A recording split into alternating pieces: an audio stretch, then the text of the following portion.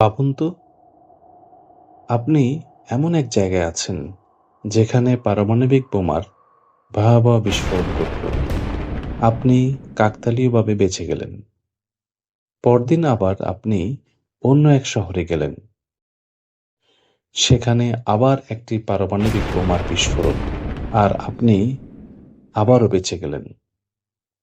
অসম্ভব মনে হচ্ছে? চলুন ইতিহাস ঘেঁটে দেখি। সুতোমো ইয়ামাগুচি ছিলেন একজন জাপানি ইঞ্জিনিয়ার। ১৯৪৫ সালে অফিসিয়াল কাজে তিনি যান হিরোশিমায়। ৬ই আগস্ট লিটল বয় নামের পারমাণবিক বোমাটি হিরোশিমায় ফেলা হয়। তখন তিনি বিস্ফোরণের মাত্র ৩ কিলোমিটারের মধ্যে ছিলেন। গুরুতর আহত হলেও তিনি বেঁচে যান।